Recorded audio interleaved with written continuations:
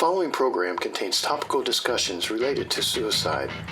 If you are feeling suicidal or need help for yourself or someone you know, please dial 988 in the U.S. or contact your local mental health services.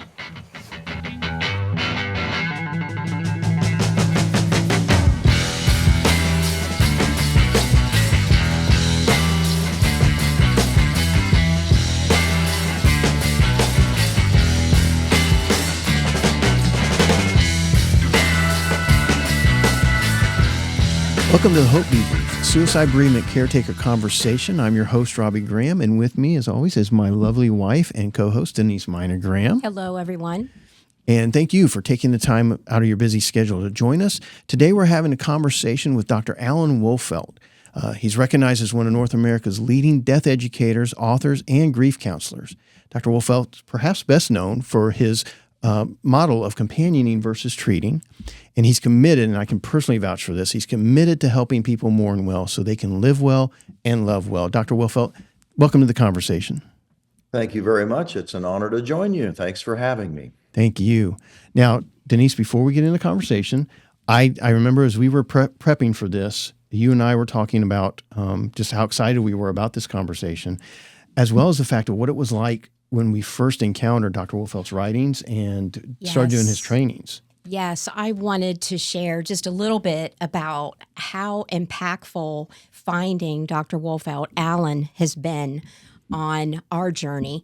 So I think it's been about 10 years. It was maybe in 2015 that I came to a suicide grief workshop in Colorado. And I went with the intention of, wow, we really need to launch more services here in Columbus, Ohio. We had already launched a loss team, but we were seeing a need for more aftercare support of suicide loss survivors.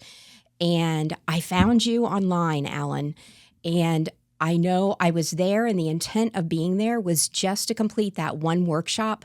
And I ended up coming back for 6 or 7 more over the years. Yeah. I was just, and then Robbie joined as well.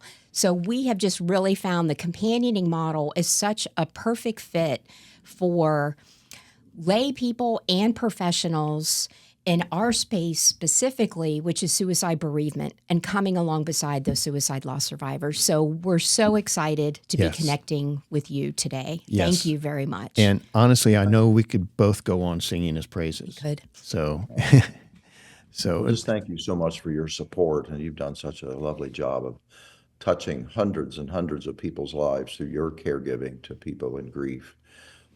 Specifically, as you noted, to suicide grief, an area that has long been ignored, that we're finding more attention being given to, thankfully. And I just so honored you two came out and participated in our intensive 4-day trainings a number of times. And you take that and we create divine momentum in the world by you going back to the lovely Buckeye State and even beyond that now and touch people's lives. So thank you for your support. Thank you. Yes. Now, Dr. Wolfelt, I'd like to start by asking you, why did you choose to focus your practice, your career really on grief and loss specifically?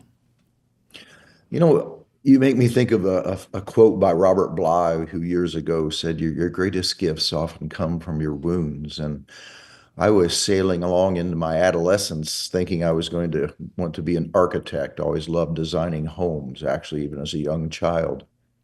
I still enjoy HGTV to this day, by the way. But when I was 14, I had a friend by the name of Phil die of leukemia. And adults approached me and said, well, you're young, you'll have other best friends. And I was in shock. I thought, is that the way we as humans respond to each other when someone dies? And then the following year, I had 2 grandmothers die within a short period of time. And once again, people approached me and said what I thought were ridiculous things like, well, you had to know they were going to die. They were old. And so it wasn't but a few months later, I sat down and wrote a mission statement that I was going to have a center for loss where children, teens, adults, and families could come and hopefully discover safety. Because I discovered that if you're safe, then your grief, your thoughts and feelings can become active, authentic mourning. And so to answer your question, I think the losses that touched my life, a recognition that we live in a fairly mourning avoidant, emotion phobic culture existed. And then I wrote my first book at 19, and amazingly enough, I was humbled by the fact that people started calling me up and saying, will you come to our city and speak about the needs of, well, my first book was on childhood grief. And so I started doing a lot of advocating to not let kids be forgotten mourners. So Mm. that's kind of how I got started. And then it just expanded as I felt that there was a need for more books and writings and teachings. I just discovered a calling because, in fact, that's what my journey is. It's a calling. This isn't a job. As a matter of fact, I'm failing retirement. I just turned 70 years old and I can't put down my passion for the work. So I don't plan on a traditional retirement. I'm trying to keep balance. But when you have a calling, I bet you two can relate to this too. It feels like something you're so glad to get up each day and touch people's lives with. Yes, Indeed. thank you. Thank you. We're grateful selfishly that you're not officially retiring in the Yes. traditional sense. So thank you for that. Just try to slow down a little bit and Slow keep down a bit balance, is if you wisdom. will. There's But wisdom there. yep, got more Yeah. books in me. There you Awesome. go. I love it. Tell us a little bit. You've got a lot of education. You've been exposed to a lot of theories and just I know we don't want to call you an expert because everybody's an expert on their own grief, but you have educationally a lot of knowledge and you landed on your companioning model as the way to really connect with people and support people on their grief journey. Can you tell us more about your companioning model? I sure can. I discovered a need to be what I call a responsible rebel. I'm very proud of my 13 years of university training. However, they taught me to assess, diagnose, and treat. And then I'd be present to people in grief, and I discovered it wasn't really a very effective marriage, if you will. And one day I sat down and wrote out 11 tenets that distinguish a companion from a treater. And in a broad sense, in relationship to your question, I'd remind your listeners, your viewers, that the word treat comes from the Latin root word tracture. It means literally to drag. And that's what I was finding often people were attempting to get mourners to do, to drag them somewhere they really resisted very appropriately.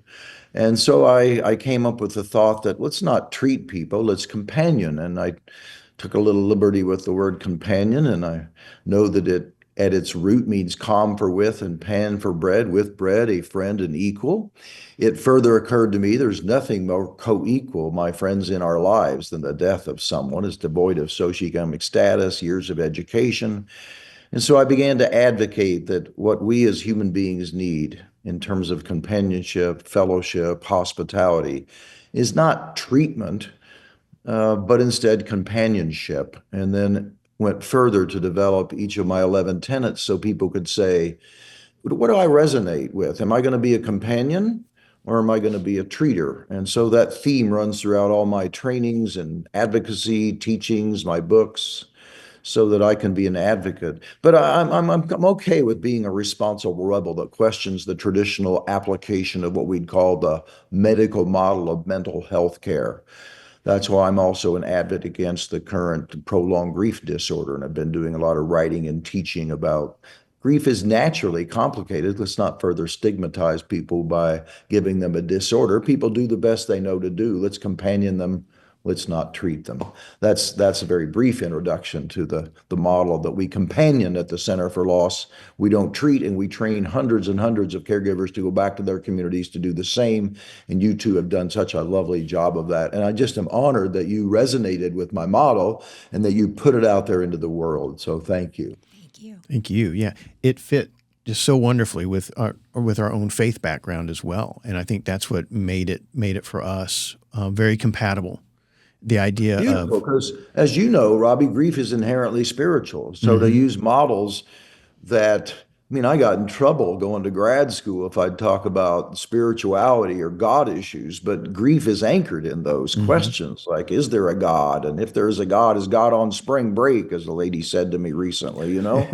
So how can you have a model and not understand that we need to use a holistic approach to knowing that when we're bereaved, which I remind all of us means to be torn apart and have some very unique needs, that we're affected in 5 areas. We're affected physically, cognitively, emotionally, socially, and spiritually. And you two well know that.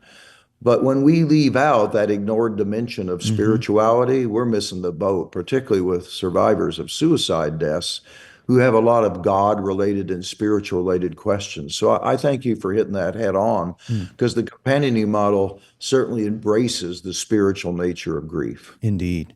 Well, and when we split it off to its own thing, like that's the where clergy handle that and counselors handle the rest of it. It really makes us ineffective to be able to help people in their grief because now we're Well, right. forcing them Nobody to go to trusts you multiple enough to share the places. depth of their pain. If I Hmm. say to you, I'm not sure there's a God, and you say, well, go talk to a clergy person, or then I feel rejected by you. So I think Exactly. anybody needs to be grief informed in ways that if you're going to support people who've had life losses, there's going to be inherent spiritual questions that come into play. And if you're frightened of those and you prematurely push people away or refer them elsewhere, they often don't get to that other person you refer them Hmm. to. So enhance your own body of knowledge and walk right into the wilderness with people, and build that body of knowledge in ways that you can stay, as I said in my most recent book, is called Stay for the Cup of Coffee. And, if you can stay for the cup of coffee and not run off and be afraid of hurt, pain, and suffering, then you truly are a fellow companion to someone in grief. Yes. Yes. Now, Dr. Wolfelt, several of our listeners are caretakers as well as suicide loss survivors themselves. And so, how has companioning others in their grief journey influenced your own grief journey? Oh, without doubt, it's such an interface. I often say you can never take anybody any further than you go yourself. And I can write 90 some books and teach seminars, but I walk the same walk as anybody else. You know how in many ways it's impacted me is it keeps you aware of your own mortality and how Mm, precious life is. It helps you want to have meaning and purpose every day when your feet hit the floor. It's a privilege to do what we do to support people in grief.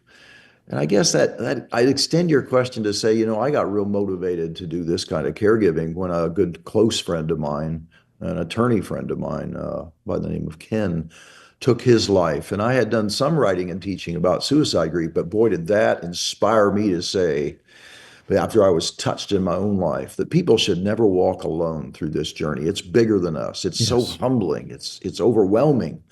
And mourning, by definition, means the shared response to loss. You can't do it on your own.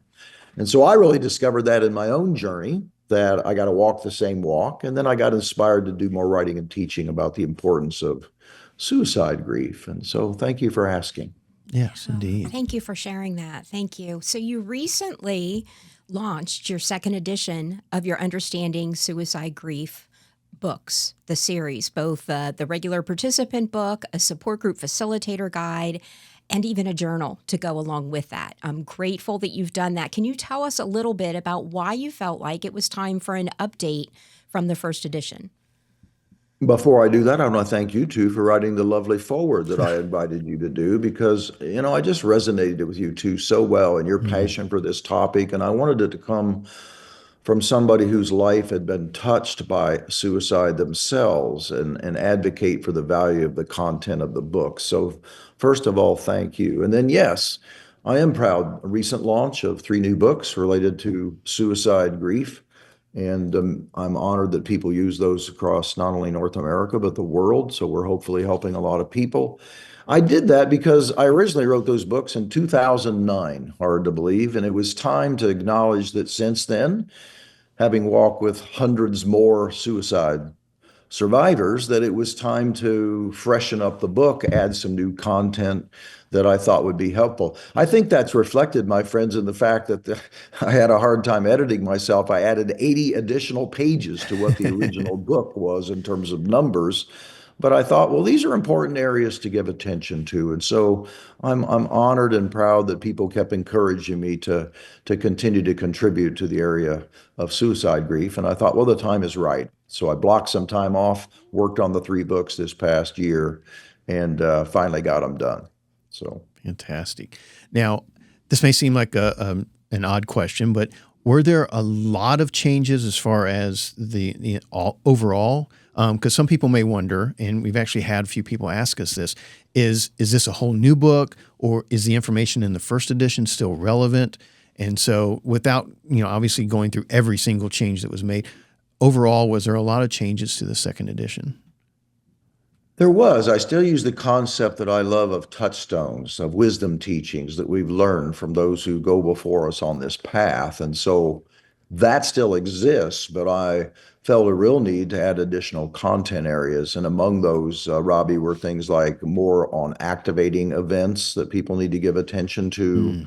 Mm. I did additional piece on dosing your pain. I talk about the pressure cooker phenomenon where we all have a high need to feel understood and less capacity to be understanding.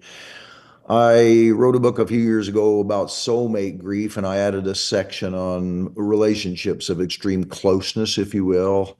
I know people get frightened by the word soulmate. Some of them do, but I think we can be very close to people. And so I wanted to acknowledge that reality. Yes. I also added a section on the model I use to identify the natural complications of grief and encourage people to know that, you're doing the best you can, but if you need additional support and help, then don't hesitate to get that.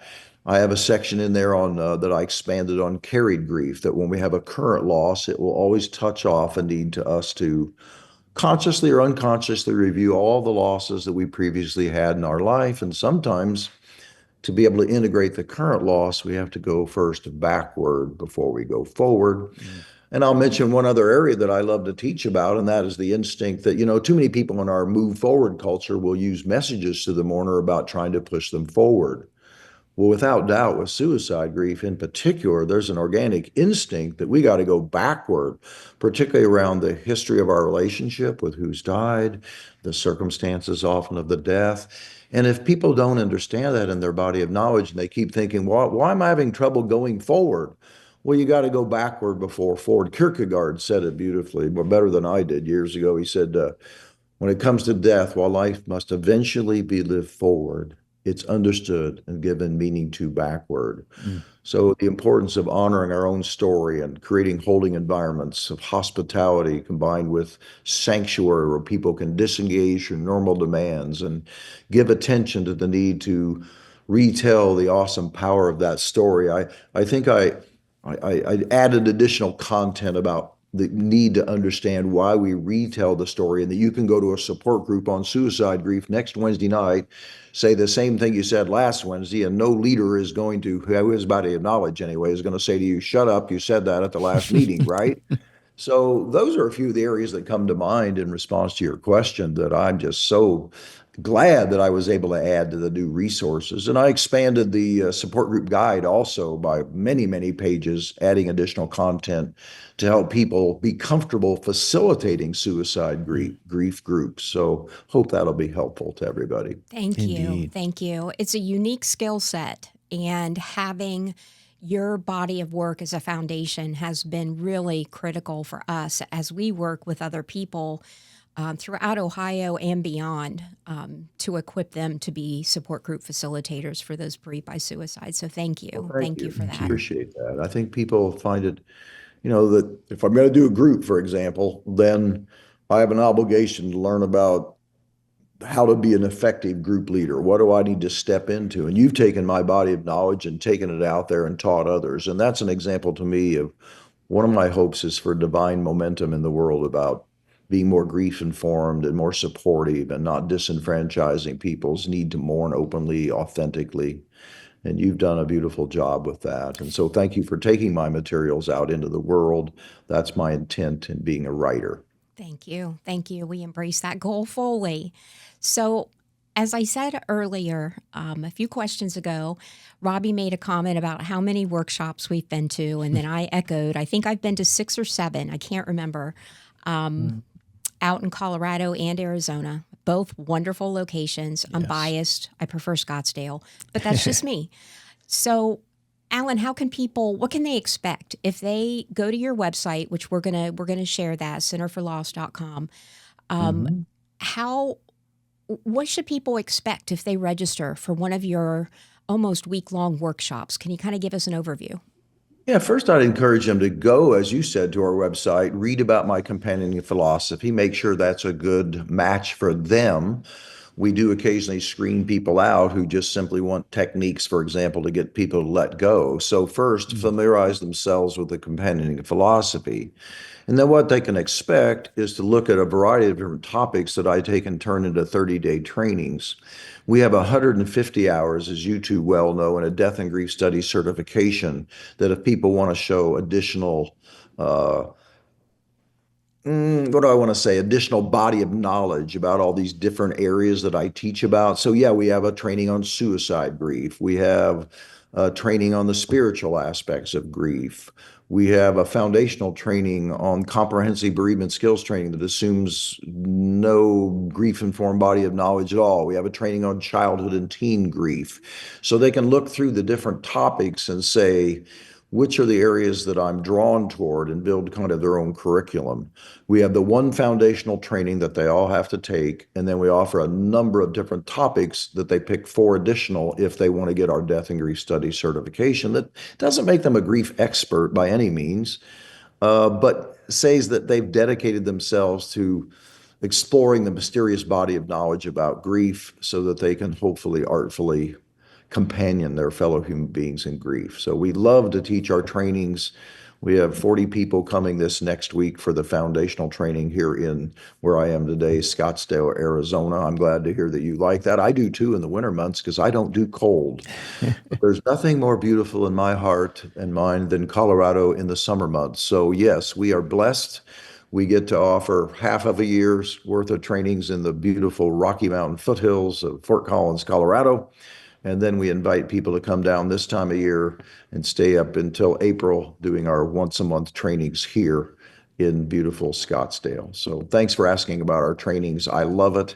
I've been traveling for years. I enjoy it, but I love it when people come to me and I get to sleep in my own bed. Can I acknowledge that reality? It's not as Nice. glamorous as people think sleeping at the Holiday Inn. So I love it, people. Please come to me. I'm old now and I need you to come to me. Indeed. I do proudly have, and some people may be able to see it in the camera shot up here. I proudly display my death and grief studies certification. Thank So you. yes, Appreciate that. very proud of that. So Can I mention one thing? We sure. take lay people in those trainings as well as people with PhDs and MDs and all that. And that's the beauty of the companioning philosophy. I don't think it ever should be limited that you have to have this many degrees to be able to support somebody in grief. Just like in my new book on Stay for the Cup of Coffee, which was given birth to me by a clergy person who attended my training about a year and a half ago. And he came up at the end of the training and he said, you made me realize this week I never stay for the cup of coffee. And he went on to say, he was a professional sympathizer. I feel sorry, move on to the next person. And I thanked him for that awareness for him and how it was going to motivate him to do better. And it also thanked him for giving me my next title of book, which is Stay for a Cup of Coffee, How to Support Somebody in Grief. And it doesn't take a PhD Yeah. or be a clinical thanatologist like I am. I love what I do. I'm proud of my education. I specialize in helping people with natural complications of grief. But we can take lay people, as you well know, and we can teach them to do effective support groups. Let's not eliminate people with great hearts who've walked the walk, who can go on and touch the lives of other human beings who are in grief. So thank you. Absolutely. You Absolutely. touched me off there. Yeah, that's okay because I'm walking proof of that, of a layperson that's able to come in, and I feel so well equipped. And it's also just not the fact of I got more education, but it's also learning that just because I have the tools doesn't mean I necessarily need to use all the tools. But it's nice knowing I have them there. That Absolutely. whenever I come across someone that I have that body of knowledge to draw from. But also, like you talked about, it's one thing to be sympathetic, but another thing to be empathetic, to connect with someone through feeling and not just try to apply my knowledge to their situation, which goes back to what we said at the beginning. We talked about everyone's an expert in their own grief. Right. And to be able to honor that. And just as we're talking about your trainings, that was one of the big things that I learned being at your trainings. And just to remind our listeners again, centerforloss.com. And just, they're wonderful. I will always vouch for them because it's not just getting knowledge, but you put it into practice. That was one of the things that really helped me, was watching you talk about these different principles. And then as we're going through the training, you're doing it. I'm watching you interact with someone about their loss and how you, the listening skills, excuse me, the listening you did, and how you drew out and grabbed onto those little nuggets, those little diamonds of things as they're talking, and able to follow up. So watching it practically played out in front of me was a huge deal. Thanks for letting me Which, do that. it made the books come alive. Yep. And so I Yep. encourage anyone That's well listening, put. if they can go to a training, go to a training.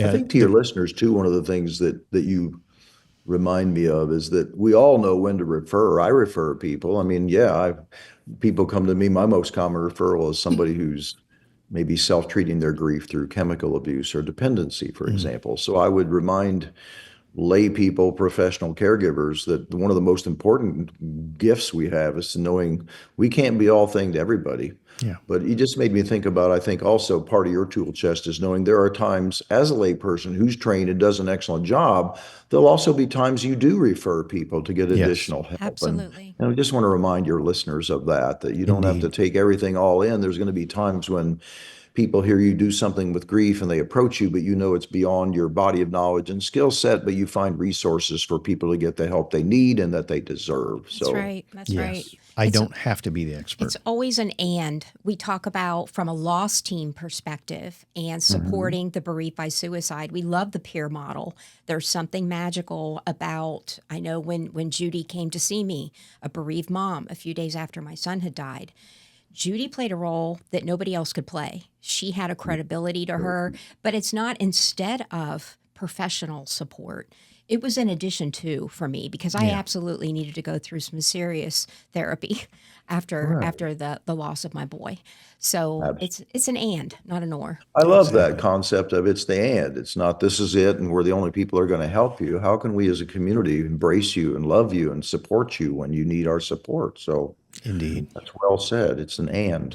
So Yes, it is. I can't thank you two enough for inviting me in to share my passion for this and your support over the years of my advocacy role with suicide grief. Thank you. Thank We are you. so grateful for you. And I do have one final thought I'd like to go ahead and All right, share. go ahead.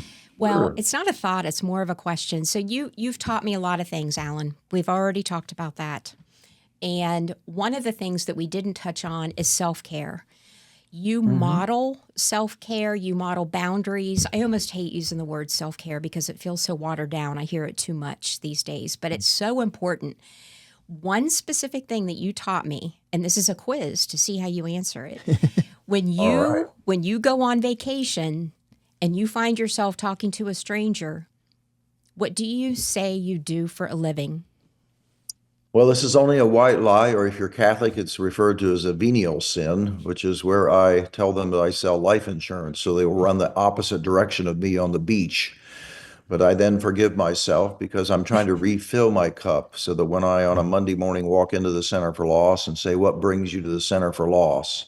And that I know I'm going to be doing soul work, downward movement with people in their psyche because someone in their life has died. Yep. I better be totally present, have what we call immediacy. To do that, when I go on vacation, I retreat and I allow myself to tell a little lie about what I do because naturally, when you do this kind of caregiving and you tell people you do it, they'll either say one of two things, that must be depressing, I can't believe you do it, or two, they will go into all their stories of the loss they've had. And so when I do go away to exile, I want to renew myself so I can be fully present to people in the ways they deserve when we're honoring their stories of love and their stories of loss. I just love that. That's so important for those of us in suicide bereavement in general, but I'm speaking specifically to traumatic grief, that suicide bereavement. Gosh, as soon as I say, this is what I do for a living, oh, I know someone that's struggling with suicidal thoughts, or I had a friend whose cousin's third wife died by suicide, and it just... I don't want to always start every conversation that way. So learning to introduce ourselves and our career of choice with a slight white lie occasionally so that we can retreat and refresh and fill our cup. I think there's a lot of wisdom in that. So I'm grateful for that teaching. Yes. And a key word you said is occasionally, because while we say that, there'll be times. I mean, I had a driver of an Uber recently say, I used to have a real job, but now I just drive people to the airport. Turns out his wife had been killed in an automobile accident. It's not like I'm going to say, oh, I sell life insurance to him. I'm going to step up, give him my card and make sure I refer him.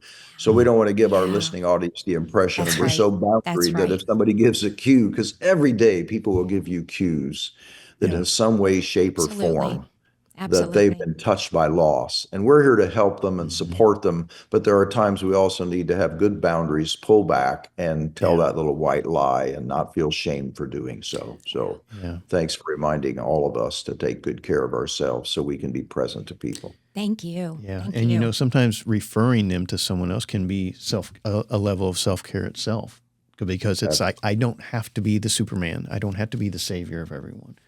There are other people who can help you Oh too. my goodness, yes. So Yeah. being able to do that. Well, Dr. Wolfelt, thank you so much for being a part of the conversation today. And Denise, I'm going to thank you as always. Lovely being here with you, because we don't spend enough time together. We we really don't. We need to talk about that. We need some couples therapy. Exactly. So as we Next close, week's session. Yes. yeah. So as we close out this episode, I want to again thank Dr. Wolfelt, and always a huge thanks to you, our audience, for joining us today. If you like what you heard, please share it with others. And if you haven't done so yet, make sure to subscribe so you don't miss an episode. You can do it wherever you get your podcast, or just by visiting thehopedebrief.com. So on behalf of Denise and myself, thank you for joining us right here on The Hope Debrief.